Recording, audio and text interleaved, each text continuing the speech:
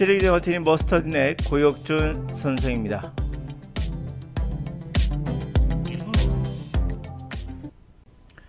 자, 오늘은 어휘에 관한 이야기를 한번 해볼까요? 사실 우리가 단어라고 한다면은 어려서부터 배우면서 암기도 많이 하셨고요. 그리고 암기 옛날 사람 같은 경우는 암기해서 뭐 손바닥을 맞고 뭐 그랬던 기억들도 꽤 있었을 겁니다. 요즘 아이들은 아마 단어 시험을 많이 볼 거예요. 시험으로 암기하는 방식을 취하고 있죠. 단어를. 이 어휘에 가는 것은 어떻게 습득을 해야 가장 이상적이냐, 베스트 웨이냐, 한번 우리가 생각해 볼 필요가 있겠죠. 일부 사람들은 그런 이야기를 해요. 가장 많이 쓰는 단어.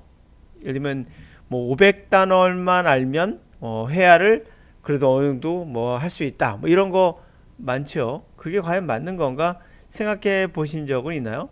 또 이런 경우도 있죠. 수능을 준비한 학생들은 수능에 많이 나오는 단어장 5,000단어 이렇게 나오는 경우도 있고요.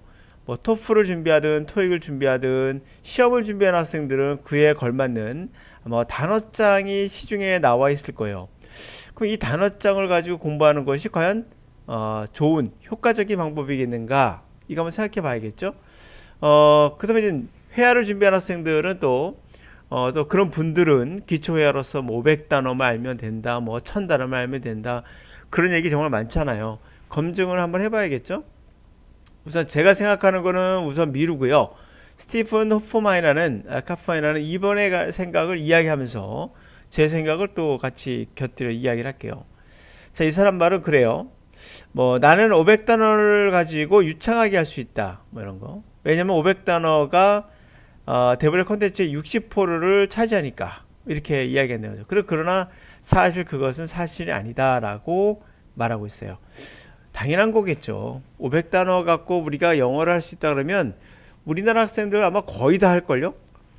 그 60%만 찾아내는 것도 되게 말이 안 되는 거죠. 제 말에 60%만 듣고 40%를 못 들었다 생각해 보세요. 과연 대화가 되겠나요? 제가 말하다가 한참 동안 묵음 처리하고 또 말을 하고, 그러면 이게 될 리가 없죠. 적어도요 98% 이상은 알아들어야 대화가 순조롭게 될 수가 있어요. 거의 99%에 가까운 정도로 들어야 됩니다. 제 말에 얘기하다가 어느 순간 이렇게 말하다 끊기고 중요한 부분이 끊긴다면 그 말을 이제 우리가 대화를 하기 힘들죠. 두 번째로 어휘학습에서 이런 것을 거짓말이라고 이야기를 하시면서 저 또한 동의하는 바입니다. forgetting, 단어를 생각하면 꼭 떠오른다라고 했죠. 바로 암기하면 까먹는다는 거죠. 아무리 암기해도 까먹는 단어, 사실 중고등학교 졸업한 학생들은 다 아실 겁니다. 그리고 단어장 아무리 서툴고 아무리 해도 어느 순간이 지나기 전까지는 암기가 되지 않는다는 것을 아실 거예요. 암기해도 까먹죠. 이분의 말은 까먹는 게 좋은 거라는 거예요. 과학적 근거를 조금 갖고 있긴 해요. 여러분은 까먹고 다시 배운다는 거죠. relearn. 그리고 듣는 거죠. 또 다른 문맥에서, 그러니까 다른 컨텍스트에서 듣는 거예요. 그리고 또 다른 컨텍스트에서 그것을 또 읽게 되고, 이러면서 학습된다는 거예요. 그러니까 잊어먹고 그리고 다시 학습을 하고 그거를 듣거나 또는 읽거나 하면서 다른 문장에서 또는 다른 상황에서 듣기나 리딩을 통해서 어휘를 다시 학습하게 된다는 거죠. 그러니까 까먹고 배우고 하는 것이 정상적인 거고, 그게 가장 효과적이라는 얘기를 하고 있는 거예요. 이거에 제 생각은 100% 동의합니다. 첫 번째로는 잊어먹는 것은 이거는 자연의 이치예요. 여러분들이 나 무조건 한번 듣자마자 암기하겠어 하는 욕심을 부리면 과다한 이상한 방법을 취할 수밖에 없거든요. 예를 들면 우리가 이 단어를 암기하기 위해서 어원을 학습한다든지 이런 거 있죠. 어원은 어느 정도 알 필요는 있어요. 그러나 그게 정말 엄청나게 깊이 들어갈 필요는 절대 없거든요. 그러나 어느 정도는 알아야 돼요. 아주 기본적인 것 정도. 예를 들면 뭐랄까요? 어떤 게 있을까요? 여기에서 보면 리 같은 거 다시라는 뜻을 갖고 있거든요. 요 정도는 사실 하루면 다 배울 수 있는 어원들이에요. 그걸 넘어서는 건 구태여 이런 뜻이 생각이 들죠. 자, 그래서 요 정도 선 그리고 또 어휘를 학습하기 위해서 뭐 그림을 통해서 어휘를 학습한다든지 그런 것도 있죠. 그림을 통해서 또는 뭐 어떤 연상 같은 걸 이용하기도 합니다. 우리가. 그러니까 이게 도움이 되느냐? 도움이 조금 돼요. 조금 된다는 얘기는 어느 선을 넘어가면 또 도움이 안 돼요. 당연한 것 겁니다. 연상이란 말은 한 단어를 기억하기 위해서 또 다른 것을 갖고 와야 되거든요. 이미지를. 예를 들면 어떤 단어가 있어요. 그 단어를 생각하기 위해서 여기 뭘까요? 이게 뭘까요? 어떤 단어가 있을까요? 여기서는 글쎄 턱 떨어지는 단어가 없네요. 느낌에 없는 게. 글쎄 컨텐트 요거 글쎄 이게 될지 모르겠네요. 컨텐트 우리가 야 컨텐츠 일상생활에 많이 쓰는 단어이긴 하죠. 컨텐츠가 중요해란 말 할 때 그 내용이란 뜻이잖아요. 그런 거를 이제 생각할 때 우리가 어떤 컨텐츠라면 드라마나 아니면 뭐 예능이나 그런 걸 컨텐츠라고 하잖아요. 그걸 연상해서 우리가 생각할 수는 있어요. 이거 나쁜 거 아닙니다. 당연히. 근데 그것을 꼭 뭔가 설명할 때 다 그런 걸 다 섭입해 가지고 하다 보면은 연상이 되긴 하지만 컨텐츠라는 단어를 떠올리기 위해서 또 다른 하나의 어떠한 이미지나 그림이나 그런 걸 또 계속 가져와야 돼요. 그러면 그게 어느 정도까지 도움이 되지만 어느 선을 넘어서면 오히려 방해가 되죠. 왜 하나를 떠오르는데 또 다른 걸 계속 셀프 레퍼런스 하는 거거든요. 하나를 설명하기 위해서 영영사전 보시면 그 비슷한 현상이 있는데요. 이 컨텍스트를 설명하기 위해서 또 컨텍스트가 뒤에 나오게 되는 자꾸 반복되는 뭔가 그런 고리에 빠질 수가 있습니다. 그래서 이런 여러 가지 기법들을 사용한다는 거죠. 왜? 잊어먹는 걸 막기 위해서 하는 기법이에요. 그런 잊어먹는 건 정상적인 거고 좋은 거로 생각한다면 이런 거 할 필요가 없어지는 거죠. 연상법이나 뭐 그림을 통해서 다 암기한다든지 이런 거 할 필요가 없어지는 거예요. 정확하지도 않아요. 또한 그림을 통해서 배운다는 것 자체가 그렇죠. 몇 가지 가능. 자전거, 바이스코 이건 정확히 떨어지죠. 이런 몇 가지를 제외하고는 나머지는 거의 맞지 않아요. 예, 두 번째로 볼게요. 자, 그래서 말하기를 trust the fact. 자, 사실이란 얘기죠. 결국에는 이 vocabulary는 여러분들에게 탁 스틱 달라붙는 거죠. 여러분들에게 착착 달라붙게 될 거예요. 그러나 이렇게 하다 보면 그렇죠? 달라붙게 되는데 그러나 자신을 다양한 컨텍스트에 역시 이 상황들의 맥락에 노출시켜야 된다는 거죠. 듣기도 하고 듣기도 하고. 근데 이걸 하지 말라는 거거든요. 여기에서 우리가 하나 눈여겨볼 필요가 있는 게요.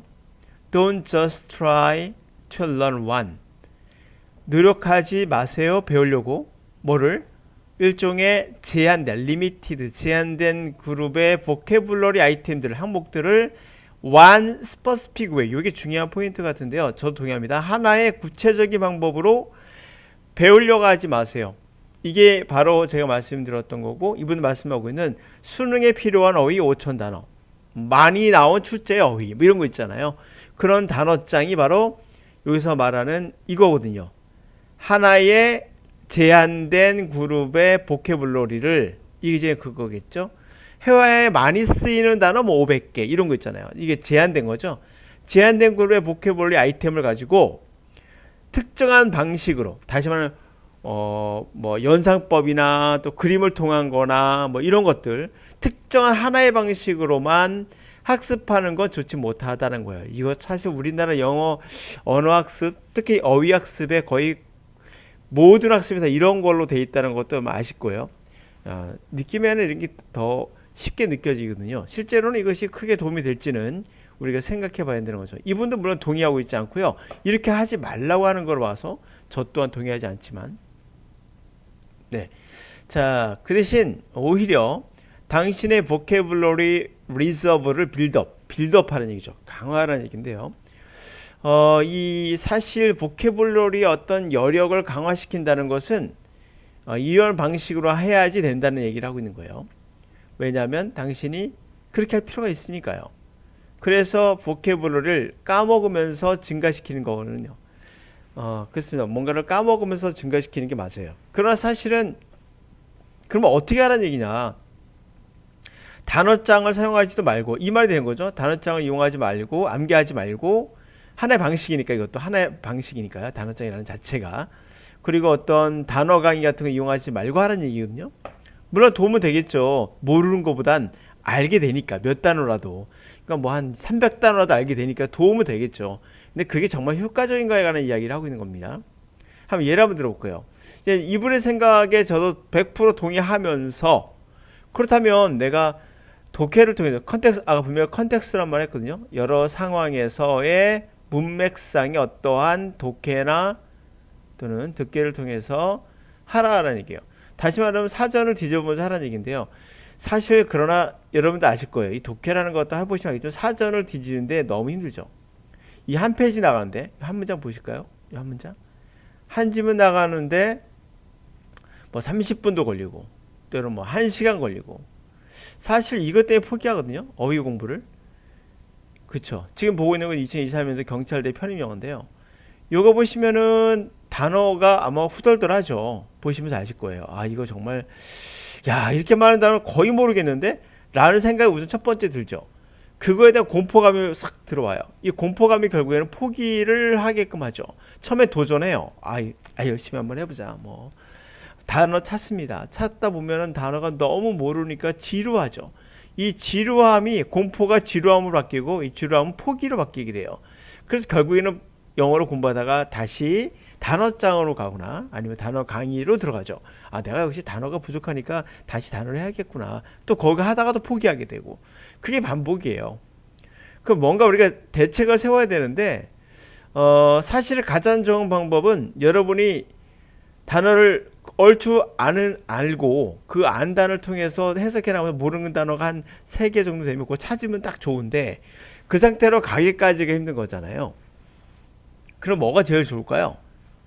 도끼 있는 사람들이 이제 사전을 뒤져보면서 하면 되는데 그렇지 못한 분들은 역시 강사의 도움을 받는 게 좋아요. 선생님의 과외 선생님도 좋고요. 그건 특별한 기술이 아니에요. 그러니까 강사나 선생님들이 이걸 설명할 때 여러분들 문법적인 거 설명하면서 딴 데로 빠지면 안 돼요. 그냥 단어 자체를 문장에서 가르쳐주면 사전을 뒤질 필요가 없기 때문에. 그리고 사전의 뜻이 몇 개 있죠? 한 개가 아니죠. 뭐 50개, 뭐 100개 되는 것도 있어요.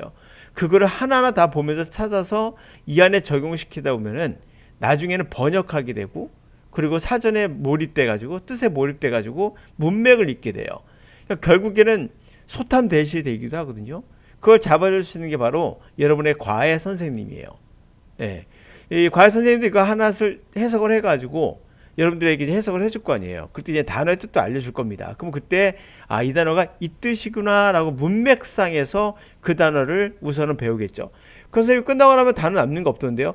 말씀드린 대로 까먹는 거 정상이라니까요. 그러면 예를 들어 봅시다. 이 문장 갖고 예를 한번 들어볼게요. 먼저 컨셉이라는 단어 아시죠? 어떤 컨셉을 잡아라는 거. 그 컨셉이에요. 프레임이란 말도 아시죠? 어떤 틀. 그리고 결국엔 컨셉추얼 프레임워크. 개념적인 어떤 컨셉의 개념적인 틀로서 그다음에 세미아릭스 이 단어가 기호학이라는 뜻인데 여러분 기호학 딱 듣는 순간 무슨 말인지 모르겠죠. 기호학이 뭐지? 하면서 뭔가를 찾고 하는 것도 좋아요. 그럼 만약에 모르시고 너무 귀찮다면 안 찾아도 좋아요. 그냥 기호학이란 걸로 어렴풋이만 그냥 생각하시면 돼요. 단어 원래 그렇게 배우는 거예요. 그 나중에 좀 더 구체적으로 알게 되거든요. 나중에 하여튼 처음에 완벽하게 하려고 하지 마라. 그 말을 말씀드린 거예요.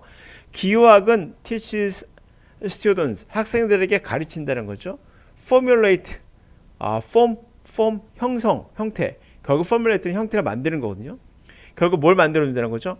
cogent 이게 설득력 있고 잘 서포트하는 해석을 만들어준다는 거예요. 자, 기호학은 개념으로서 학생들에게 뭘 만들어준다고요?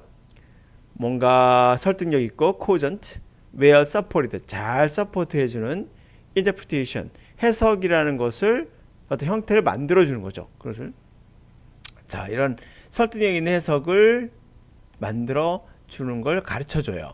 여기까지 이해 가시죠? 그러면 대략적으로 뭐 100% 이해 안 되더라도 80% 이해하셨으면 괜찮아요. 자, 여기서 우리가 이 단어도 배웠고 이 단어도 알게 되었고 서포트를 알고 있는 거죠. 인터프리테이션도 해석이라는 거 알게 되고 포뮬레이트가 형태를 만들다, 형성한다, 만들다 뜻이라는 것도 알게 됐고 뭐 이러면서 여러 단어를 하나, 둘, 셋, 넷, 다, 여, 일곱, 여덟, 아홉, 열, 열하나를 보게 된 거예요. 이 문장 안에서. 그렇죠? 자, 이렇게 반복되는 단어들, 뭐 서포트는 반복되지 이런 단어들, 반복되는 단어는 더 여러분들이 forgetting 됐다가 다시 보기 때문에 문맥에서 이 말이거든. relearn, 다시 배우게 되고 그걸 통해서 좀 더 어휘가 확보가 돼요. 더 확고하게 달라붙게 돼요. 스틱처럼 끈적끈적하게 달라붙게 됩니다. 자, 그래서 이 세미아릭스 기호학은 emphasize examination, 어떤 것을 검사를 바로 assumption, 생각이나 방식을 검토하는 걸 강조해요. 바로 언어가 형성하는 apprehension world, 세상을 우리가 파악하죠. 세상을 이해하는 걸, 언어가 세상을 이해를 만들어내잖아요. 언어가 세상을 우리가 파악하는, 세상을 우리가 파악하는 걸 파악하게 하는 그런 방식이 있죠. 언어가 그 방식과 그러한 생각들을 한번 검토해 보게끔 한다는 거죠. 그것을 강조하게 돼요. 그래서 because semiotics가 결국 포커스를 맞추는 곳은 어떻게 how belief 믿음이 formulate 만들어지는가, 그렇죠? social 사회적인 또는 political 정치적인 맥락에서 안에서 만들어지는 거에 포커스를 맞추기 때문에 rather than 오히려 뭐보다 오히려 단지 판단하거나 judging, evaluate 평가하는 거죠. 그러한 믿음을 판단하거나 그거 잘못됐어라 평가하는 게 아니라 그냥 사회나 정치적인 문명 맥락에서 어떻게 이런 생각이 만들어졌지를 포커스를 맞추기 때문에, 그러니까 기호학이라는 게 대충 이런 거구나만 알고 있으면 돼요. 그냥 이러면서 그렇기 때문에 그것은 이상적이죠. 토론하는데 센시티브 민감하면서 폴리티컬 정치적으로 차지된 충정돼 있는, 다시 말해 정치적으로 꽉 차 있는 이슈들, 뭐 그런 것들을 토론하는 데는 아주 이상적인 거죠. 자, 이렇게 강사나 여러분들 과외 선생님들은 이것만 여러분들이 원하시면 돼요. 뭐였죠? 제가 센시티브 민감한, 폴리티컬 정치적으로 차지 충전된 또는 차 있는 이렇게 해석했잖아요. 그럼 이렇게 단어 하나씩 제가 포인트 맞춰 해석해 줬기 때문에 단어의 뜻을 여러분들이 이제 듣게 되는 거예요. 단어를 눈으로 보고 소리로 듣고 그 뜻을. 그렇기 때문에 사전을 뒤질 수 있는 시간을 최소화시키고, 그 차지에 들어가 사전을 보시면 충전하다 뭐 여러 가지 뜻이 뭐 한두 개가 아니에요. 그런 뜻들을 다 찾아가면서 찾기 힘들거든요. 그런 것들을 여러분들이 안 해도 선생님이 해주기 때문에 시간을 절약할 수 있겠죠. 자, 그렇게 해서 여러분들은 어휘를 쉽게 배울 수 있는 겁니다. 문맥상에서. 자, 그러면서 계속해 볼게요. 어프로치라는 단어가 접근이에요. 근데 선생님 아마 대부분 접근법이라고 해석을 할 거예요. 그러니까 문학이나 미디어나 그런 커뮤니케이션의 연구 또는 인류학이나 예술이나 디자인 코스가 있겠죠. 디자인의 어떤 수업하는 코스가 있잖아요. 그게 어떤 수업 활동, 디자인 수업 활동 또는 사회학, 소셜러지, 로, 법, 또 마켓 리서치 같은 거, 뭐 이런 것들에서 이용되는 접근법으로서 꾸며준다 이런 거 해석하지 마시고, 이런 거 이제 바르지 마세요. 여러분들 분석하지 말고 단어만 갖고 해석해 달라고 그러세요. 그러면 여러분들이 이게 훨씬 더 효율적이에요. 단어에 집중하면서 문맥에서 단어를 보기 때문에. 또 자, 이름에서 이름을 붙인다면, 다시 말해서 예를 들어 드세요. 예를 들어서 단지 몇 가지 그것에 좀 더 프라미넌트, 눈에 띄는 그러한 필드에, 분야가 되어 있죠. 그런 필드의 적용 사례들, 그렇죠? 애플리케이션즈, 그런 응용됐던 사례들의 일부를 제가 예를 든 건데, 이런 것들이 이해가 되겠죠. 예술이나 뭐 사회학이나 법, 마켓 리서치나 이런 것들, 이런 예를 들면 to name, 그런 거에서 이용되는 접근법으로서 이 세미아릭스는 크로스 디스플리너리 어필입니다. 크로스오버 한다는 거죠. 디스플린은 훈육, 우리가 훈육을 통해서 학문을 배우죠. 그래서 학문. 크로스오버 학문을 넘나드는, 여러 가지 학문을 넘나드는 그러한 어필을 갖고 있다는 거예요. 매력을 갖고 돼 있고, 그것이 그래서 이상적으로 만들어요. 뭐를? 누구에게? 그러한 작문 수업을 하는 학생들에게는 아주 이상적인 거예요. 뭐에서 나온? variety, 다양한 메이저, 전공이나 디스플린, 분야, 학문이 되죠. 다양한 전공이나 학문에서 나온 그런 학생들에게 작문하는 데 도움이 된다. 이런 거죠. 자, 우리는 recognize, 인정한다거든요. 우리는 인정합니다. 이 세미알엑스가 기호하기, 평판, reputation, 명성, 매우 highly, 높은 기술적, theoretical, 이론적인 걸로 평판이 나 있다. 유명하다라는 걸 인정합니다. 그래서 rest assured, 이런 것도 이제 우리가 rest가 나머지로 알고 있죠. 동사할 땐 쉬다거든요. 이렇게 선생님이 알려주시는 거죠. 그러면 원래 의미는 you may예요. you may인데 빠진 거거든요. 많이 쓰다 보니까 뺀 겁니다. you may를. 그래서 편하게 쉬면서 확신해라. 여러분 그냥 쉬세요. 대대로 확신하시고 뭐야? 이거 반드시 이거 맞아요. 이 뜻이에요. rest assured. 그냥 편안하게 여러분 다 단생하지 마시고 그냥 이거를 그냥 확신하시면 돼요. 확신한 겁니다. 이 책은요. 책 장사하는 거네요. 보니까 학생들에게 또 인스트럭터, 교수들에게 교사들에게 테크니컬 knowledge, 이 세미알에게 관한 기호에 관한 기술적인 지식을 요구하지 않아요. require, 요구하지 않아요. 그러니까 아주 쉽게 접근할 수 있다는 얘기죠. 자, 이렇게 해봤어요. 그러므로서 여러분들은 제가 말씀드렸던 이 어휘를 어떻게 공부해야 되는지에 관해서는 우선 제가 보여드린 건 이렇게 문맥 속에서 그리고 단어를 봐야 되는구나를 알게 됐고, 두 번째로는 여기에서부터 나온 단어만 보더라도 대략 글쎄 한 150단어에서 200단어로 되나요? 이러면서 반복된 단어는 이런 단어 반복 자주 되죠. 이렇게 반복되는 단어, 이거 해주도 단어입니다. 이거 단어 아닌 거 아니에요. 반복된 단어는 어떻게 되겠어요? 여러분들에게 스틱 착 달라붙겠죠. 그러면서 모르는 단어 나오더라도 이 아는 단어가 적극적으로 활용이 되면서 정말 활용이 되면서 그 힘이 100배, 200배 활용이 되면서 모르는 단어를 뛰어넘을 수 있게 되는 겁니다. 그래서 우리가 문맥을 통해서 모르는 단어를 뛰어넘을 수 있다는 말이 거기서 나오게 돼요. 그러나 이런 준비가 안 되는 학생들은 어떻게 되냐면 단어장만 외우면은 요 단어 알고 모르는 단어가 안 나올 수 있나요? 당연히 나오죠. 수능이든 어떤 영어든 간에 모르는 단어는 반드시 나옵니다. 그런데 모르는 단어가 방해가 되지 않는 상태가 돼야 된다라는 거예요. 그게 어휘력이에요. 어휘력은 단어를 많이 알고 있다도 되지만 또한 모르는 단어 나오더라도 그게 커다란 방해가 되지 않는 상태가 되게끔 만드는 것도 바로 어휘력이에요. 안다가 아니라 몰라도 풀 수 있다. 몰라도 이해가 된다. 그게 어휘력이에요. 자, 그러면 정리해 볼까요? 어휘에 관한 이야기를 이분과 제 생각에 동의되는 부분 제가 몇 개 말씀드렸죠. 바로 어떤 거였습니까? 어휘는 까먹으면서 배우는 것이다. 그래서 어떻게 한다? 항상 다른 상황에서 다른 문맥에서 그것을 듣거나 읽는 걸 통해서 배우게 되는 것이다 라는 거에 동의하며 그렇게 해야 되는 거죠. 그래서 여러 가지 컨텍스트에 노출을 돼야 돼요. 그러니까 독해를 많이 하시고 듣기도 많이 하셔야 되는 얘기예요. 그러나 가장 나쁜 방법은 뭐라죠? 하지 말라는 방법은 바로 이것입니다.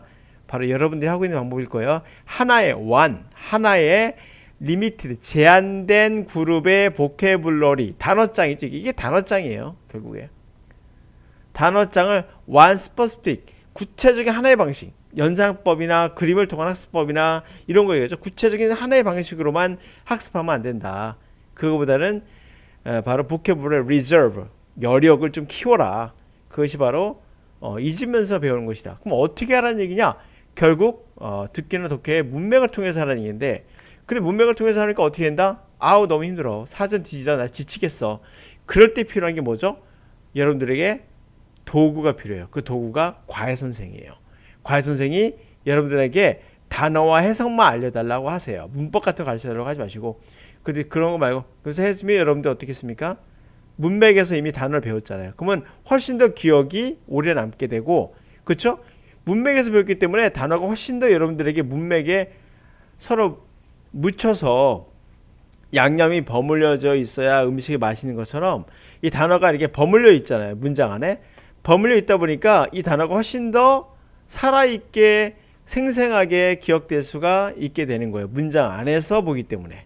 그렇죠? 차지란 말도 충전하다 생각할 수 있지만 여기서는 뭔가 꽉 찼다라는 느낌을 받을 수 있거든요. 나중에 한글로 바꾸지 않더라도 이 단어가 charge하면 느낌이 와요. 그 정도까지 갈 수 있기 때문에 문맥에서 해석만 해주세요 라고 하세요. 그럼 단어 해결 됐죠? 단어 해결되는 거예요. 그럼요. 무조건 해결됩니다. 그러면. 네, 그렇게 하시고 좀 어느 정도 됐다 싶으면은 절대 강사 필요 없어요. 여러분들 스스로 모르는 단어 몇 개 찾아보면서 하셔도 충분히 되는 그런 수준까지 도달하게 돼요. 네, 그거 그렇게 오래 걸리지 않아요. 그래서 다시 한번 얘기할게요. 단어장은 절대 하지 마시고 그건 100% 포기할 수밖에 없습니다. 그리고 독해에 도움은 되지만 효율적이지 못해요. 예, 오히려 포기하는 여러분들을 만들 수가 있어요. 여러분 많이 해보셨잖아요. 예, 오늘 수업 여기까지 하겠습니다.